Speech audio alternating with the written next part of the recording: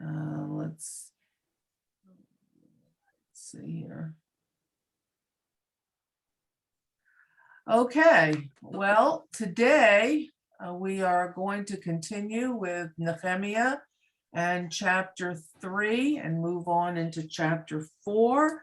And we're going to see whether we can complete this wall around Jerusalem.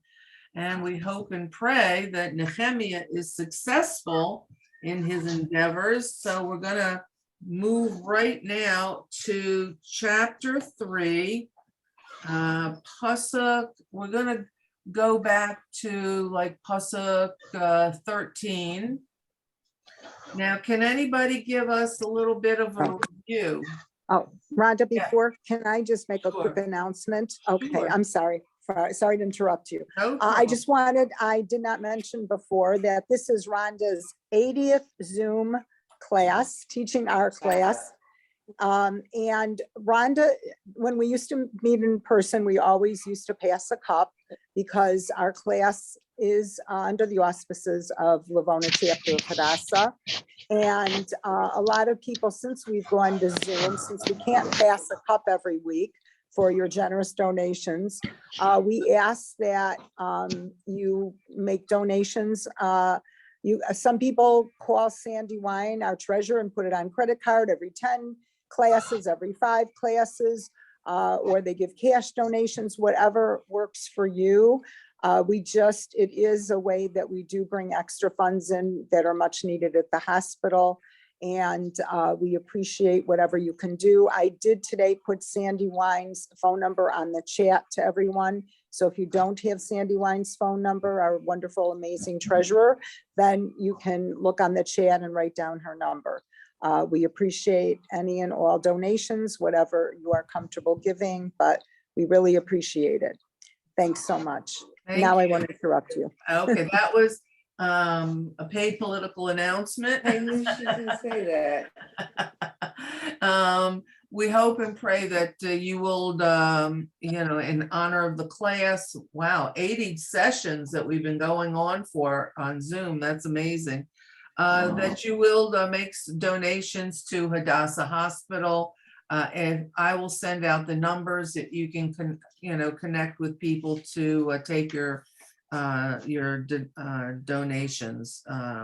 So thank you, Xenia. Thank you very much for that.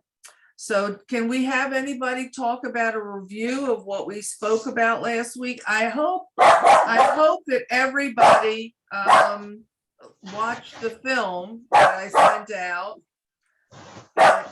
And I hope that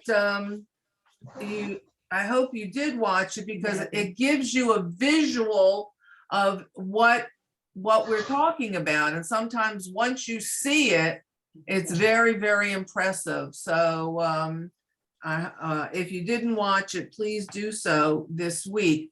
I'm also going to send out another film this week, which is fabulous. And I hope you will watch it also. Okay, having said that, can anyone give us a review of what we spoke about? A quick review. I can. Okay. We talked about the different people, and we really got into the methodology of the construction of the wall after Nechemiah went out there and saw the condition of it, and he even made it a little worse so they would be sure to know it had to be repaired. And the way they did it is whoever lived right there, their responsibility was the portion of the wall that was their property line, and it went from one to the next to the next to the next, and it said that they either repaired or they had to rebuild. That also included some of the gates. I happened to notice that with every name we saw, it said they repaired. I still hadn't seen a name where they had to rebuild, but I guess that probably was the gates that had to be rebuilt and all. Well, we're going to see some of that today. Okay. Also, yeah. Okay. Yeah. So this endeavor, if you saw the video, it was not, something like putting a puzzle together on a table in your dining room. It was quite an endeavor of great magnitude and great difficulty. And there was a lot of components to this. There were the components of not only physically building it, but emotionally building it. The people had been so depressed that in the translation of the text, it says humiliated. But what they are being is ridiculed and mocked and tormented by the people who don't want to see the wall being built in the safety of the Jews. So it was, a spiritual, emotional, and physical endeavor that was really quite difficult on many levels. So let's turn to Pasuk 13, please. And in your text, does everybody have that? Linda, could you read for us, please? Okay. I went out at night through the gate of the valley No, towards the direction. Pasuk 13 Yeah, that's what I'm looking at. in chapter 3. Oh my God, I turned over too many pages. Okay. Sorry. That's okay. Okay. Okay, Hanun, that's right. Hanun and the inhabitants of Zanoah reinforced the gate of the valley. They built it and erected its doors, its locks, and its bars, along with 1,000 cubits of the wall up to the dung gate. Machia, son of Rechab, officer of the district of Beit Haram, reinforced the dung gate. He built it and erected its doors, its locks, and its bars. Okay, So- hold on now. Let's talk about those two. We're going to talk about as we go through this, step by step. All right. In Pasuk 13, it says that they built and that they repaired the gate of the valley. Okay, and that's called Shar Hagai. I'm sure that anybody who has traveled on Route 4 knows that there's an intersection, a junction on Route 4 called Shar Hagai. Shar Hagai means the gate of the valley. And that was the gate that was leading from the valley of Ben Hinnom. Now, I want to show you where that was. So I'm going to show you a map. I'm going to share with you. So let's see. Here's screen. Tell me when you can see it. Okay. Can you see it? The picture on the screen? Yeah. Yes. Okay. So this is basically what, can you see the little moving thing going around here? This is what we're talking about. These are the gates. These are the towers, these taller portions. And when it says it built the gate, the valley of the gate, here that is right here where the little hand is pointing. Shar Hagai is right here. And that's on the western side of the wall. This along here, you see this part here, this is the Kidron Valley. The Kidron Valley still there today.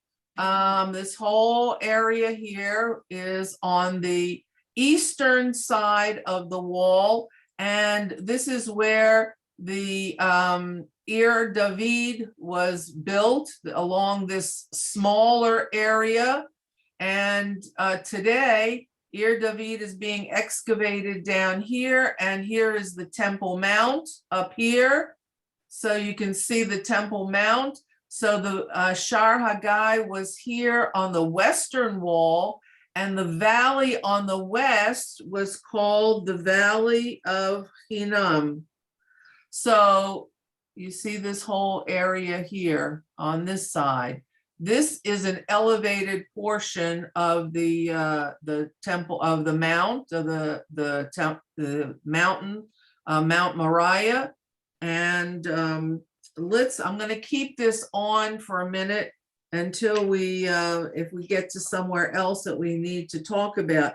And then it talked about, he built, it says 1,000 cubic meters. Now he built from here, this area right here, all the way down, it said, to the dung gate. And that's where this is, right here. Do you see that?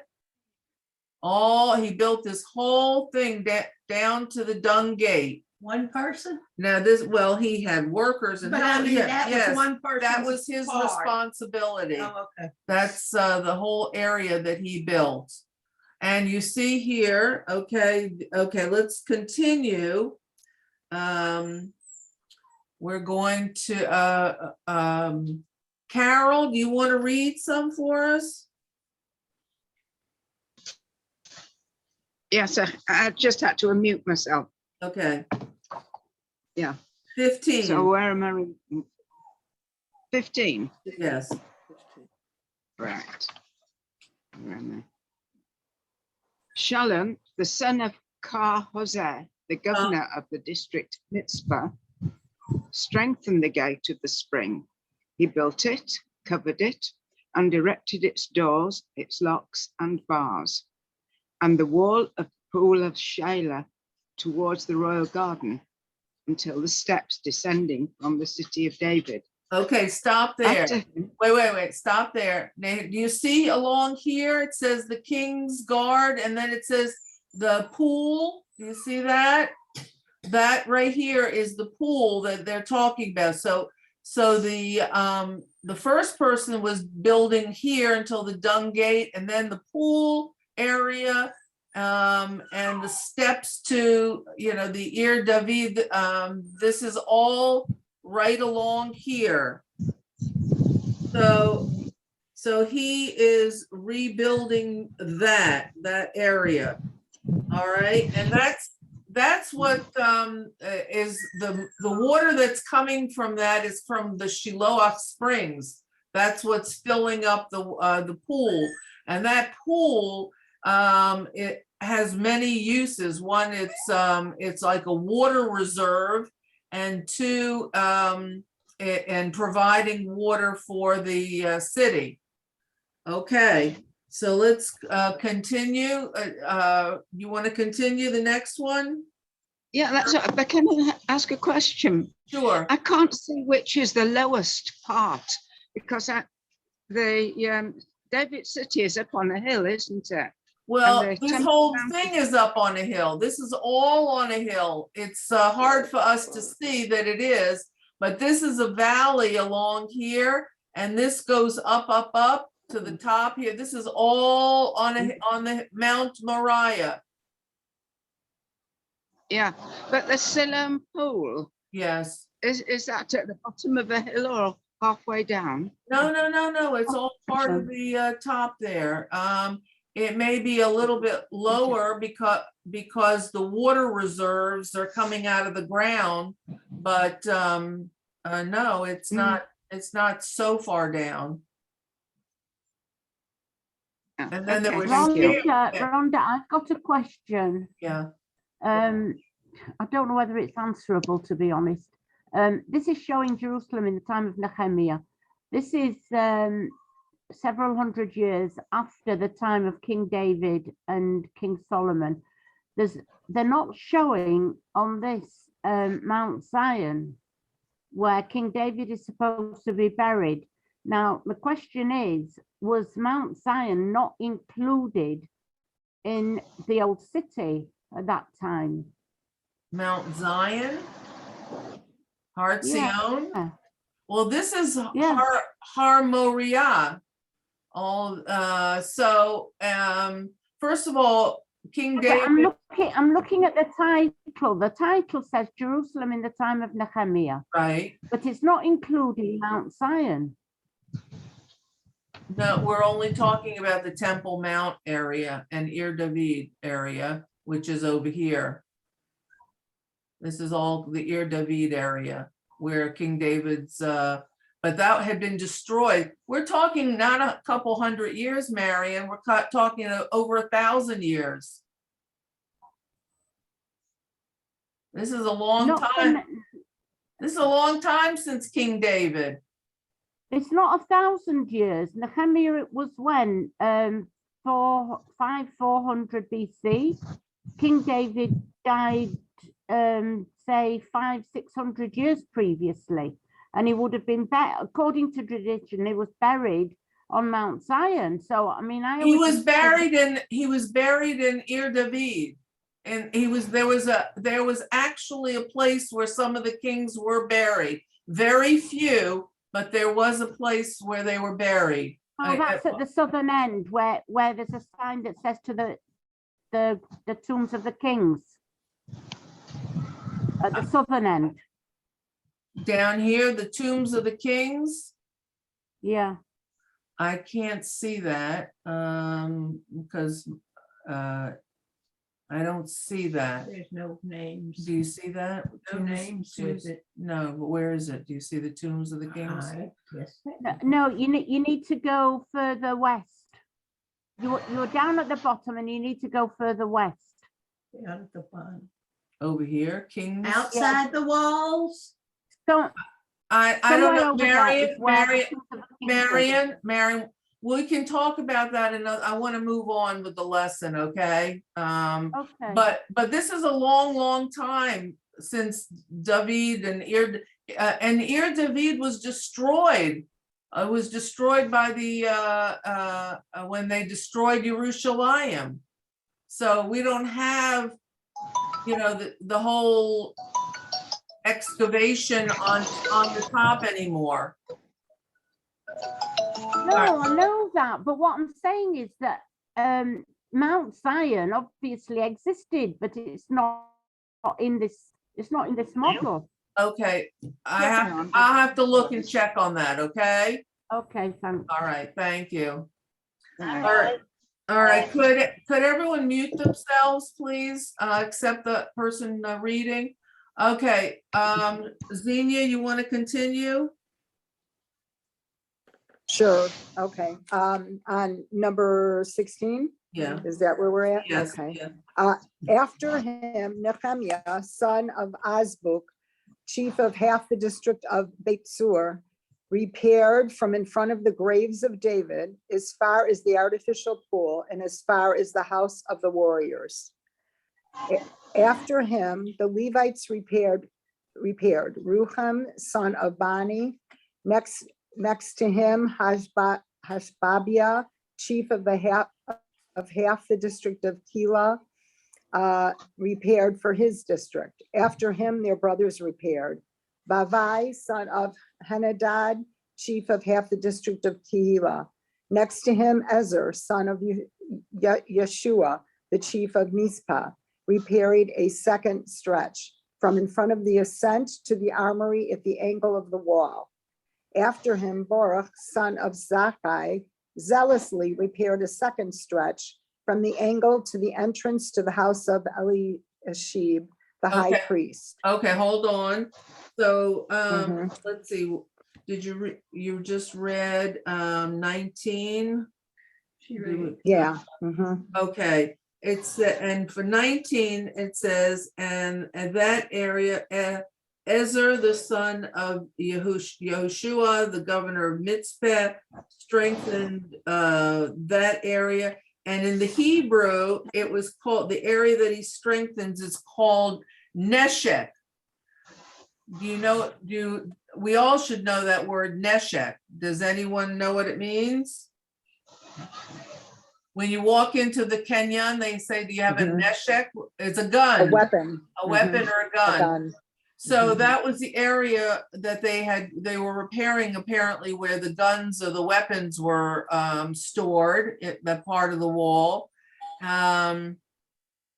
Okay, and then let's go to 20. Did you finish that? Go ahead. Okay, 20, after him, Baruch, son of Zakkai, zealously repaired a second stretch from the angle to the entrance to the house of Eliashib, the high priest. Okay, now, the high priest, the high priest had to live in Jerusalem. So it went all the way from the area that he finished to the high priest's house. And then it continues, and Eliashib was the first one who steps up to the plate to start the construction. Okay, go ahead. Okay, after him, the priests, inhabitants of the plain, repaired. After them, Benjamin and Hashub repaired in front of their houses. After them, Azariah, son of Maaseiah, son of Ananiah, repaired beside his house. After him, Binu, son of Henadad, repaired a second stretch from the house of Azariah to the angle to the corner. Palal, son of Uzai, from in front of the angle and the tower that juts out of the house of the king, the upper tower of the prison compound. After him, Pedaiah, son of Parosh. The temple servants were living on the Ophel as far as a point in front of the water gate in the east and the jutting tower. Okay, hold on. Okay, hold Okay. on. Oh, hold on. Let's hold on. All right, let's go back to 21. After him, it talks about Merimoth, the son of Uzziah, strengthened a similar amount as the person Eliashib, the Kohen Gadol, before him, and they continued to repair and to build. Now they had two parts of the wall that they were building, and then in 24 it tells us after him that he strengthened a similar measure from the house, and in the Hebrew it says, and of the corner, the pinah, is a corner, and so he built from a corner area, which is always a tower. So he was building one of the towers, and then you went on to 25, from the royal palace on the heights, and that's around the area where David was, and then 26, the Ophel, and Ophel are the high places, means a higher area. And so they also built there. Now, in Hebrew, it tells us in 26 that, and it says, and the Nethinites dwell in Ophel. So until the opposite, the water gates. Now, it's very interesting. The Netinim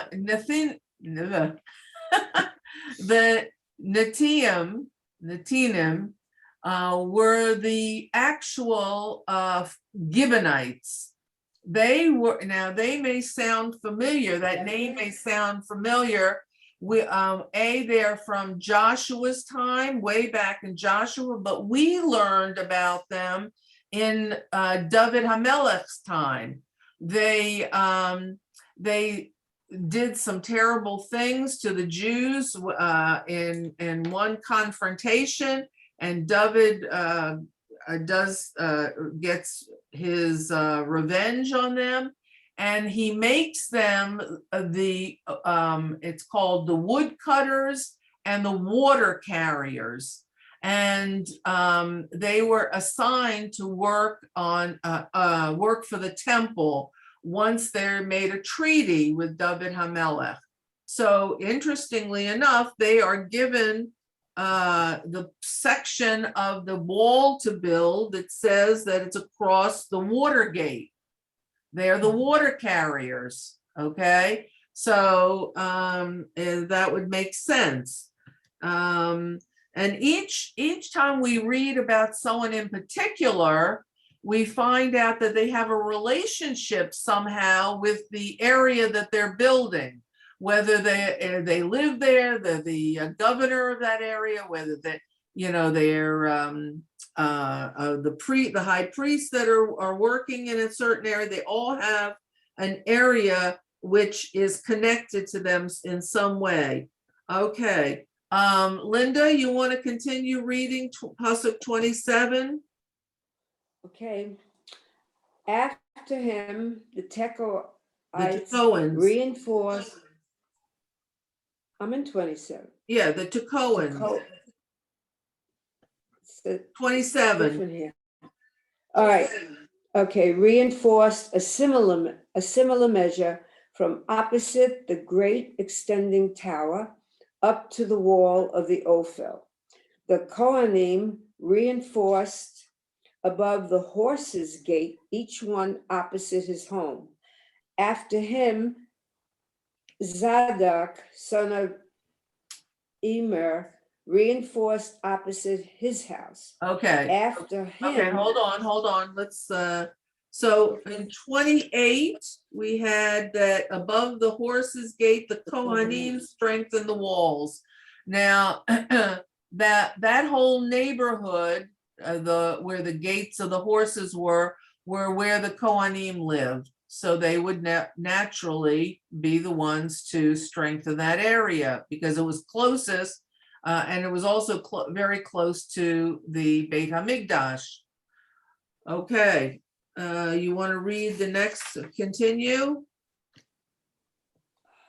Which one are we? I lost the place. Okay, It's okay. 29. Got it. After him, Zadok, son of Immer, reinforced opposite his house. After him, Shemala, son of Shechaniah, guard of the eastern gate, reinforced. After him, Hananiah, son of Shelemiah, and Hanun, the sixth son of Zelah, reinforced a similar measure. After him, Meshulam, son of Berechiah, reinforced opposite his chamber. Okay, hold on. Okay, so now you're seeing that certain individuals are fixing areas right in front of their own homes and in their own neighborhoods. Okay, and all right, Sue, would you like to read? Is Sue available? Susan, Frank, would you like to read? 31. Sorry? 31. 31. After him repaired Malchiah, one of the goldsmiths in the house of the Nethinim and of the merchants, over against the gate of Hamifkad, and to the upper chamber of the corner. And between the upper chamber of the corner and the sheep gate repaired the goldsmiths and the merchants. But it came to pass that when Sanballat heard that we build the wall, he was angry and took great indignation. Okay, hold on a second. Sorry, it's a very old-fashioned translation. No, hold on a The second. bad guy showing up. Okay, so now we hear at the end in verse 31 that the metalsmith Sorfi, there's a Sorfim, the silversmiths today. There's a company called Sorfim. That's the metalsmiths, the silversmiths. They're the ones who repaired that section of the wall, and it came up to the sheep's gate. Now that's exactly where we started. We've come for full circle. We've learned that all the people who have repaired, fixed, built the wall, all the people are recorded here, and now we have come back to the sheep's gate. And now in the same chapter, it's a very interesting way of writing. I think today I don't know whether we would write the same way, but Nechemiah, what he does is he says very matter of factly at the end of 32 that the metalsmiths and the peddlers, that must be in like a marketing area, strengthen the area between the towers of the ascent, and they come to the Sheep's Gate. And that's all he writes. He doesn't, in my text, it doesn't say, and we've come full circle, or, make something Right. dramatic out of it. He just, and we have to know that that's where we started from. Now, the interesting thing is that now that we have come full circle, he goes right into the text on Pasuk 33, and he talks about Sanballat. Now, we learned about Sanballat. He was the leader of the Samaritans, who are leading a group of people who do not want to see the Jews succeed. Now, what Nechemiah has done is he's told us about the rebuilding of the entire wall, but now he wants to tell us something that happened during the building of the wall. So this is, unless you understand that, you go, wait a minute, we just finished the wall, and now we're going to read about it not being finished. How does that work? What it does was he's giving us like a footnote or a side story of what happened during the rebuilding of the wall. So keep that in mind. We're going to go now into text where half the wall was finished, only half. And now Nechemiah is telling us a story about what happened at that basically halfway point in repairing and building the wall. Susan, let's see, you want to continue? Yes, yes. And he spoke before his brethren and the army of Samaria and said, what do these feeble Jews? Will they restore at will? Will they sacrifice? Will they make an end this day? Will they revive the stones out of the heap of rubbish, seeing they are burned?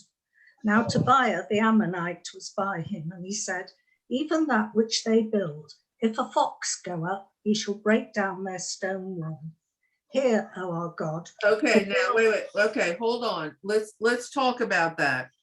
All right. So Sanballat and Tobiah and the Arab Geshem are all watching this wall go up.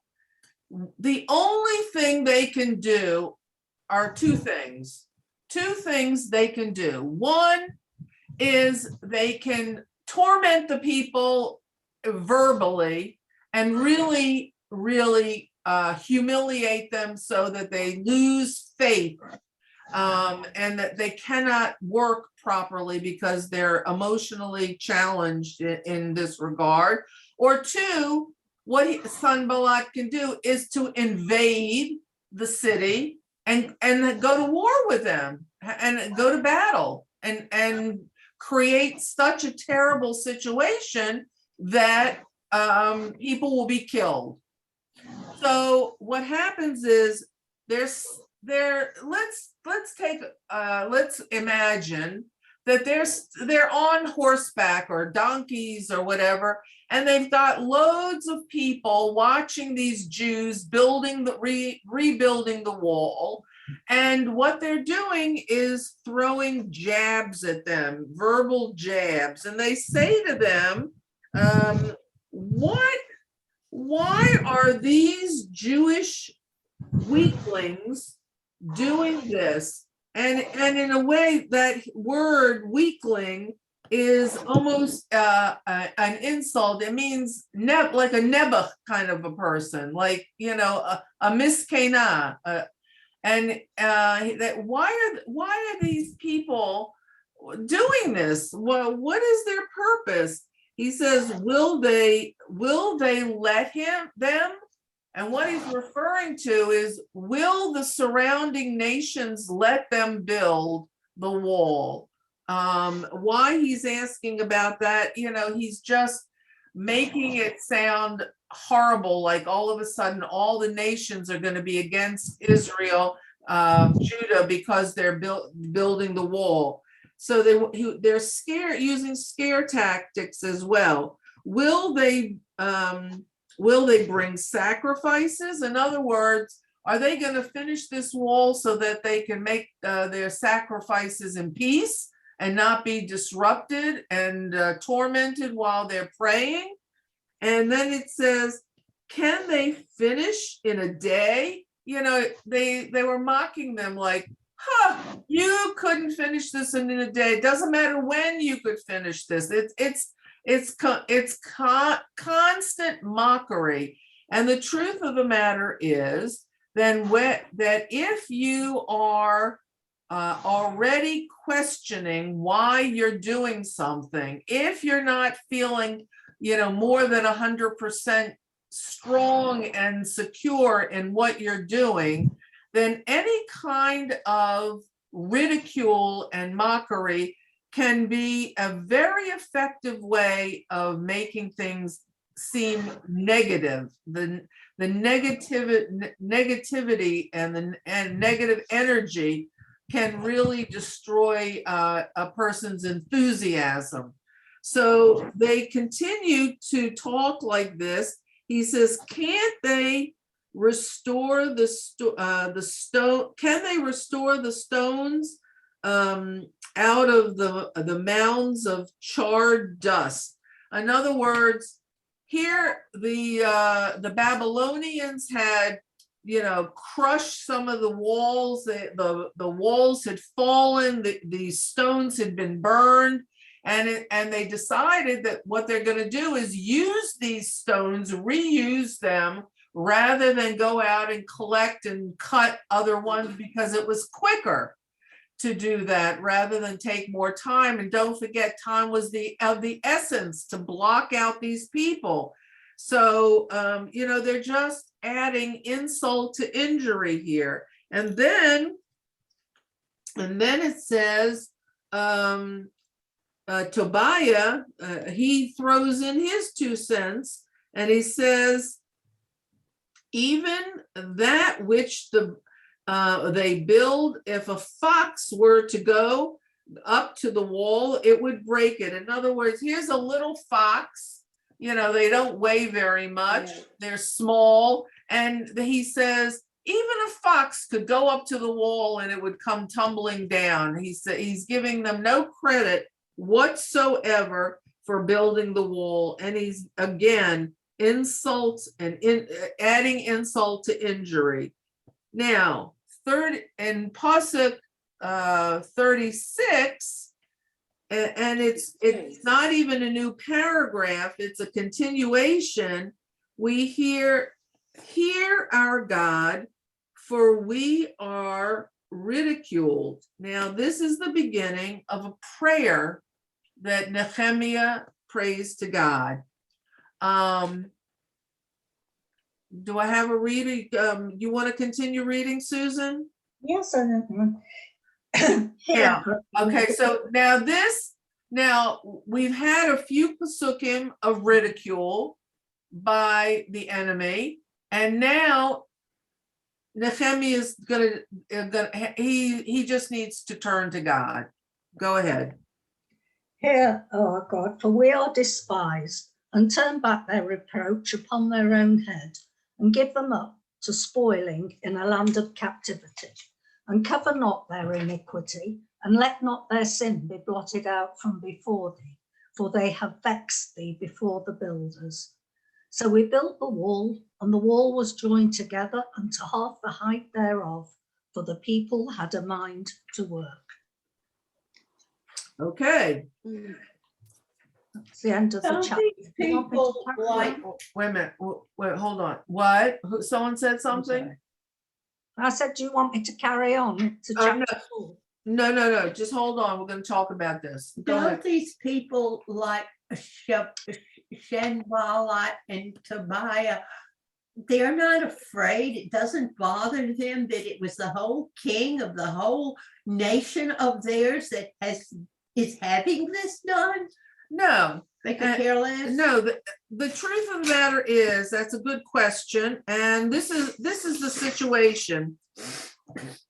What would happen if Sanballat, who's, the head of the Samaritans, and he writes to the king, Artaxerxes, and he writes to him and say, we're having a lot of trouble with these Jews building the wall. You sent the guy in Nechemiah to build the wall, but things are just terrible. People are having a difficult time. There's conflict, there's problems.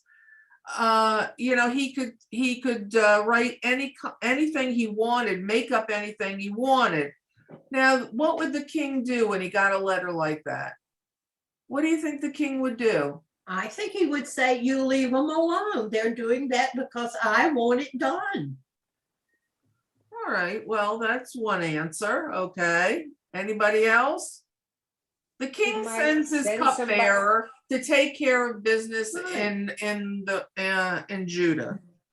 Now, I think that he might even start to waver on his strong, stance, that all these people he's going, oh, maybe I didn't realize the situation. He's not there to see it exactly. So I think that he may start questioning what he did. so here, that's it. So that's, what a lot of commentators say. They say that the Sanballat could write to the king. He could say that there's a lot of problems. So the king would write back, you're the governor, take care of it. Don't bother me with that. How many people is that? 50,000 people? Don't bother me with that. And then what could happen? Nechemiah could write back and say, we're not the problem. We're doing exactly what you told me to lead the people to do in Judah. It's Sanballat and Tobiah and Geshem and all the others who are your province satraps. And you know what the king would do? Don't bother me with this. Listen, I sent you to help your brethren. I told you you could do what you needed to do, but I don't need this aggravation. I got bigger fish to fry.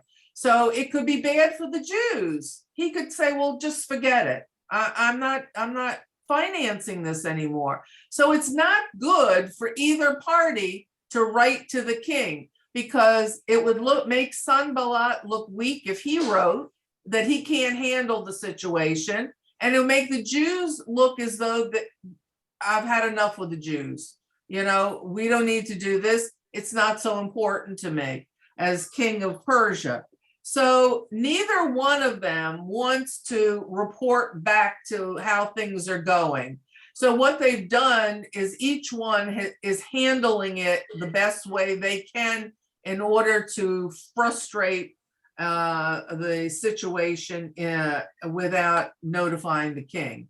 So Nechemiah just sees that the issue is much more difficult than he had imagined, and he prays to God. And the thing that he says is very, very interesting. Let's see whether we understand what. First of all, he's saying, listen, please listen, like Shema Yisrael, listen, God, please listen, for we are ridiculed. Return their anger to their heads. In other words, do unto them as you've done to us. Return their anger to their heads, and may they be despised in a land of captivity. And take these terrible people out of this land by a captive, and let them be the exiles. Let them see how easy it is to be an exile in a foreign land, out of their comfort area and out of their own homeland. And he says to God, do not cover up their sins nor may their transgressions be eradicated from before you, for they have reviled the builders. Yet we built the wall. In other words, we've come full circle here. We are building this wall like you have commanded us to do, but don't let them get away with this. Don't erase their name from history. Let them be known as the enemy of the captivity of Zion, the returnees of Zion. Let them be in the same kind of position as we are and see how they like it. And so, he's asking God to do something to these people because it sounds like, it was pretty awful. And then at the end, when the entire wall was joined halfway, the people were eager to proceed. So in other words, this incident happened at the halfway mark, and the people were ready to continue. They were not so despondent that they couldn't move on. And as we see, they did, and they did finish it, and they did accomplish their goal. And you know how long it took them? It says one day. No, not one day. That's as if one day. It happened in 52 days. Oh. They built the wall in 52 days. That's quite an amazing feat. Yeah. So Nechemiah has accomplished part of what he wanted. He accomplished the physical restoration of Yehuda, and now he's got a few other details to take care of. He's not leaving the scene so fast. Okay, so Rose, are you there? Would you like to read starting chapter 4? Let's see, who do we have here?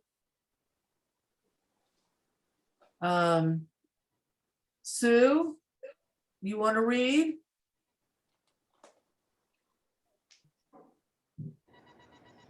Chapter 4. Okay. Okay. When Zabala and Tobiah and the Arabs, the Ammonites, and the Ashdodites. Ashdodites heard that healing had come to the walls of Jerusalem, that the breached parts had begun to be filled, it angered them with much,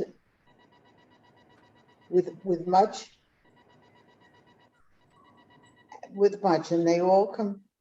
My print is so small. Oh, that's all right. Oh, okay, so that's okay. That's okay. So, Mira, you want to read? Okay, from number 1? Or Yeah. Yeah. Now it came to pass when Sanballat and Tobiah and the Arabs and the Ammonites and the Ashdodites heard that the wall of Jerusalem was repaired, that the people who were exposed had commenced to be closed in, that they became very angered. And they all banded together to come to wage war against Jerusalem and to wreak destruction therein. And we prayed to our God, and we stationed a watch over them day and night because of them. And Judea said, the porter's strength has failed, and there is much earth, and we cannot build the wall. And our adversaries said, they will not know and they will not see until we come into their midst, and we shall slay them and stop the work. Now it came to pass when the Jews who dwelt beside them came, that they said to us 10 times, from all the places that you shall return upon us, so I stationed mighty men from below the place. Okay, hold on. Okay, so let's talk about that. Thank you, Mira. Okay, So, so now the wall is complete, and the adversaries, Sanballat, Tobiah, and Geshem, are among other peoples, are pretty angry that they were successful. The enemies want to wage war against Jerusalem, and each side, each of the sides of the enemy want to attack, and they want to make a united attack so that they can destroy the wall of Jerusalem. So then, so what do we hear? We hear that they all want to band together, and they want to come into Jerusalem, and they want to cause destruction. And so Nehemiah says that everyone prayed, and what they did was establish a guard over them day and night because of them. And then they said the strength of the bear is spent, but there is much earth. We are unable to construct the wall. In other words, what they're talking about is that they're at a certain level of building the wall. They've connected the whole thing, but there's other things to be done. There's much earth, there's much dirt, there's much stones, there's lots of things to be finished, and we're not, even though it looks finished, we have more things to do to fortify ourselves. So that's what the Jews are saying. And so they wonder what they're going to do, because they're sure now that there's going to be some kind of a slaughter, because it says they shall neither know nor see before we come among them and kill them. In other words, this is going to be an ambush. They're not going to know about it, and they're not going to see it. This is what the enemy is saying. They're not going to be able to know when we're going to attack them. We're going to come in. It's going to be an ambush. We're going to get them. We're going to kill them. And this is going to be a major league slaughter, a pogrom. We're going to go in and slaughter the people. Now, in Pasuk 6, we hear something very, very interesting.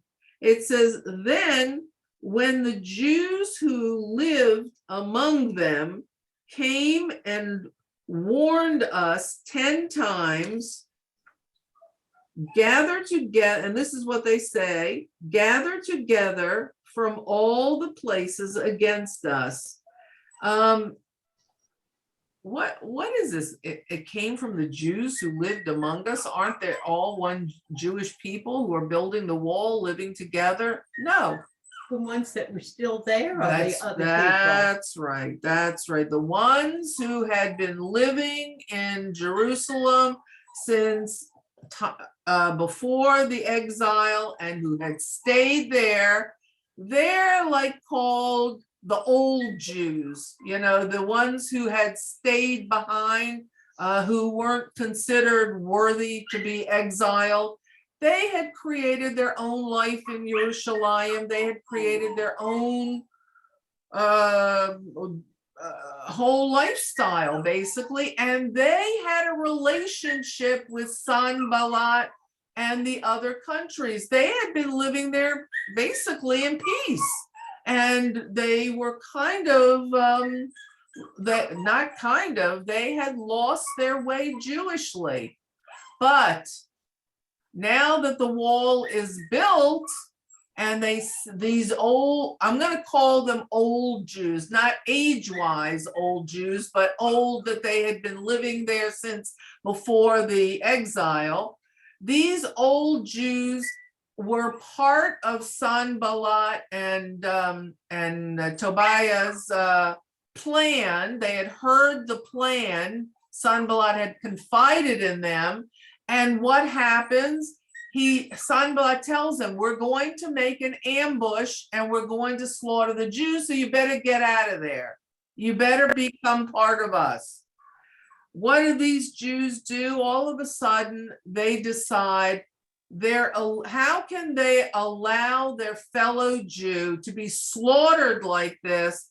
Maybe some guilty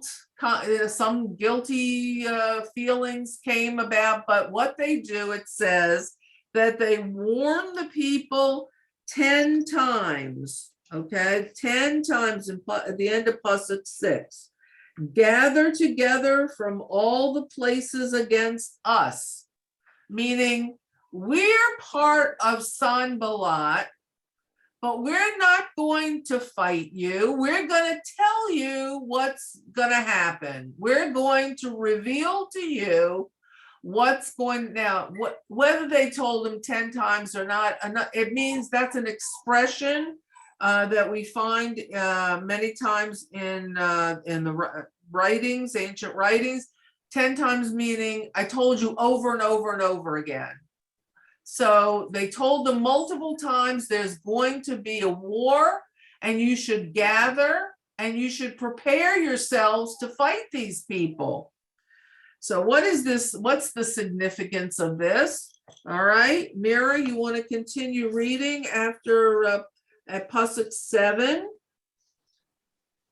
So I stationed mighty men from below the place and from behind the wall on the bare rocks. And I stationed the people according to families, with their swords, their spears, and their bows. And I saw, and I rose, and I said to the nobles and to the prefects and to the rest of the people, do not be afraid of them. Remember the great and awesome Lord, and fight for your brethren, your sons and your daughters, your wives, and your households. Okay, stop. Okay. All right. So Nechemiah hears that they're going to be killed. He decides what he's going to do is he's going to make sure that the wall is protected and the people are protected. So they gather together and he tells them what their strategy is going to be. Everybody gets a weapon. Everybody continues to work and everybody is going to guard and work together. And when the enemy sees what's going on, maybe they won't be so quick to attack. Okay? And you are going to guard your section of the wall where your house is, where you built. So, and what is it's a great psychological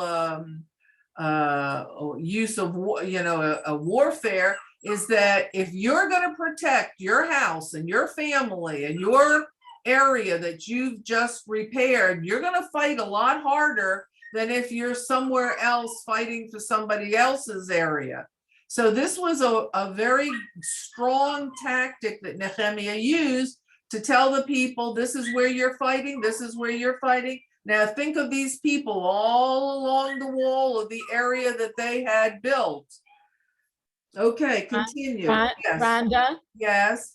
that's somebody's battle cry today, where they're using the same battle cry in a different area, but Zelensky in Ukraine. Yes. Tells the people the same thing, that they're fighting for their country. That's right. Again, what do we learn? Nothing ever changes. Nothing changes. Things are the same. Zelensky is telling them, this is your homeland. This is where you live. You're fighting. Every man has to have a gun. Every man has to be protecting of his neighborhood, the block he lives on, no matter where you are. This is exactly the same kind of resistance that Nechemiah wanted to have. Okay, now let's continue. Rita, you want to read 9, starting with 9?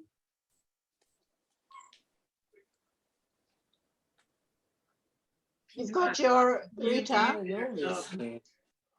She's reading, but she's muted. You're muted, Rita. Got it. And it came to pass when our enemies heard that it was known unto us, and God had brought their counsel to naught, that we returned all of us to the wall, every one unto his work. And it came to pass from that time forth that half of my servants wrought in the work, and half of them held the spears, the shields and the bows, and the coats of mail. And other rulers were behind all the house of Judah. They that build the wall and they that bore burdens laden themselves, every one with one of his hands wrought in the work, and with other held his weapon. Okay, I love that. okay. So now here's what happened. So they hear about the imminent attack by Sanballat and his allies, and Nechemiah says, what we're going to do is we're going to pair you off. While one person is working, the other person has their back with a weapon, and they would switch off. They would. Now we don't really know what was going on in the relationship of the old Jews, the people who had been living there all along, and these returnees. I think that in reading some of the commentary, it seems like there was a bit of tension or animosity, but I think that these old Jews came around and saw that they were going to be protected among if they were in the walled city. So do you think they entered into the Fighting. defenses? We don't know. It doesn't seem as though they did, I don't think so. but at least they didn't attack from within. Right. They kind of They were, warned them, but they stood aside. right. I think they were kind of neutral, and they just Yeah. didn't participate in the battle, in the imminent battle. Now, the enemy see. Rhonda, Yeah. quick question. Where did the Jews get all these weapons? Okay, something froze. You want to start again?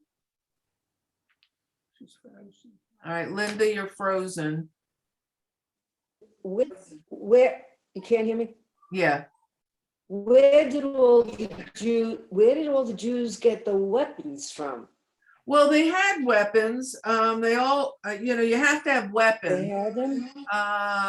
How well fortified Okay. they were with weapons, I don't know, but they all had something. They had a bow and arrow, they had a spear, they had what else did it mentions what else they had? They mentioned guns, that's why. Well, a weapon. It was called a neshek, was like a weapon.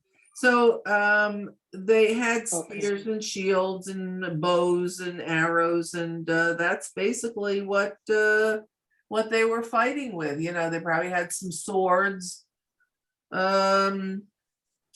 So those who built the wall and those who guarded the wall, they worked together. And then what does the enemy see? Okay, what time is it? Okay, we have a few more minutes. Who is reading? They broke. Rita, you want to continue? Okay. And I said unto the nobles and to the rulers and to the rest of the people, the work is great and large, and we are separated upon the wall, one far from another. In what place soever ye hear the sound of the horn, resort you thither unto us, our God will fight for us. So we wrought in the work, and half of them held the spears from the rising of the morning. Tells you spears. From the morning till the stars appeared.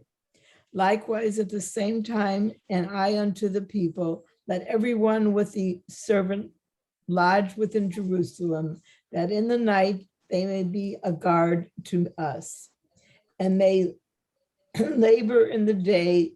So neither I, nor my brother, nor my servant, nor the men of the guard that followed me, none of us put off our clothes. Everyone that went to the water had his weapon. Okay, Mm, okay. So Very serious. yeah, this is a serious protective measure that we see that Nechemiah is carrying out, that every single person was told they can't leave to go home. If they live outside the walls of Jerusalem, you must stay in the city, and you must stay with the people with your weapon and with your building tools.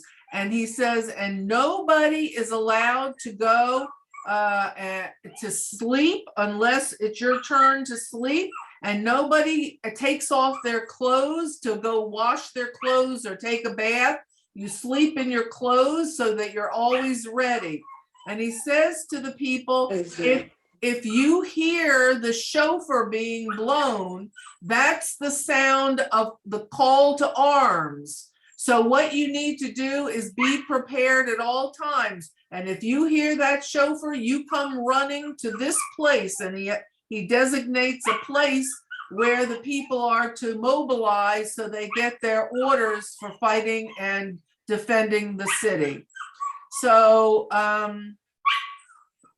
so he has now, not only did he have a plan for mobilizing the people to build, now he's got a great plan for mobilizing the people to defend themselves. And once you start defending yourself, and once you start, you built something and now you're defending it, your energy level and your enthusiasm changes a great deal from a depressive state to more of a protective state of mind, so that you now want to protect where you live and what you've done. So Nechemiah, I'm telling you, we learn that this guy was quite a smart person.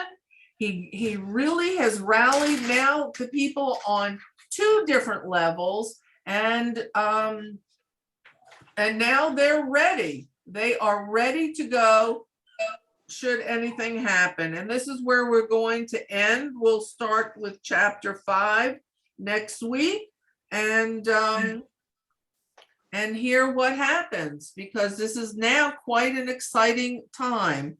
So look for the video, not the link here, but the video that I'm going to send you. For those people who do not watch this, or I hope you get the video, you're among the people who get the video or the link to the movie. It's a very, very good movie, and it gives you quite a good perspective. Any questions, comments? Anybody? What was being built on the other Rhonda, next. house? Okay.